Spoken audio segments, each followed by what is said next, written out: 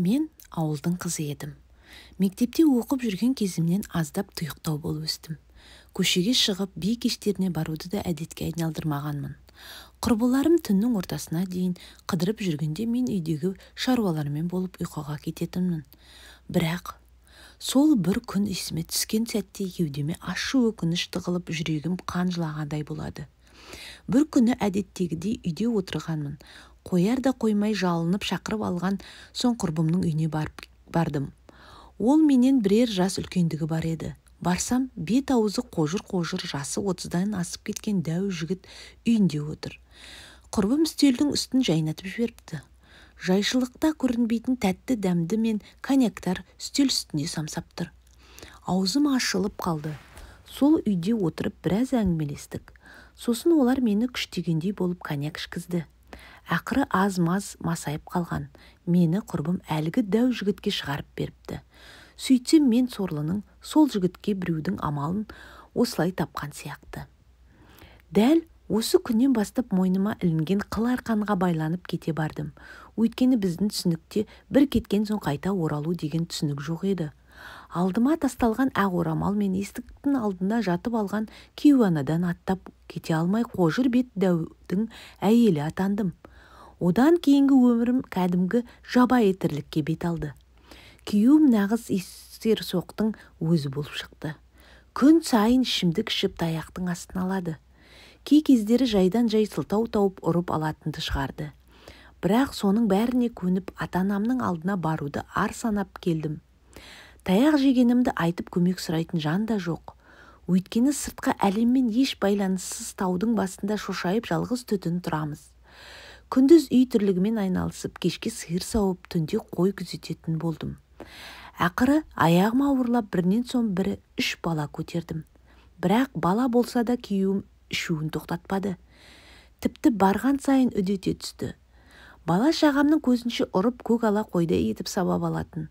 Ал кейін арақ үшін үйді тастап, жұмалап, ат ізін салмай кететінді шығарды. Айдалада жалғыздан жалғыз қорқып отыратын болдым. Отар-отар қой мен сиырлар, үйдің бар тірлігі менің мойныма артылды. Көнбістігімді қазір ойласам қаным басыма шабады. Күн артынан күн, ай артынан ай өтіп, жылжып өте берді. Күйеуім әбден арақтың соңына түсіп, тіпті мүлде арақсыз тұра алмайтын күйге жетті. Бір күні біздің үйге күйеуімнің жолдасы келіп, екеуі отырып бірге арақ ішті. Түннің бір уағына дейін отырдық. Күйеуімнің жолдасы маған тиісе бастады. Ал арақтың буына беріліп көз алды қарауытқан күйеуімнің онымен жұмысы жоқ. Алғашқы кездер қарсыласып бақтым. Дегенмен жалғыз басты жаңағы жігіт торуылдауын қоймады. Тіпті күйеуімнен гөрі жаңағы күйеуімнің жолдасын жиі көретін болдым. Күн аралатпай жетіп келіп тұрады. Сөйтіп біртіндеп бірін-бірімізге бауыр басып кеттік. Ақыры бірнеше айдан кейін менің сол жігіттен аяғым ауырлап қалды.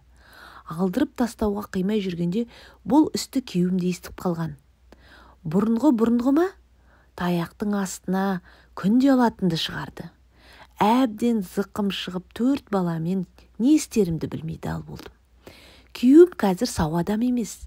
Әбден тістері мүжіліп, қартайып, айықпайтын ауруға тап болған. Үйдің шаруасы мен малға қарайтында өзім болдым. Содан қаным әбден қарайғандықтан анаммен ақылдасып үлкендерін анама апарып тастадым. Кішкентайымен қалаға кеткенде жөн санадым. Күйеуіммен кеш болса да ажырасуды жөн деп таптым. Бұдан басқа менде амал да қалмаған.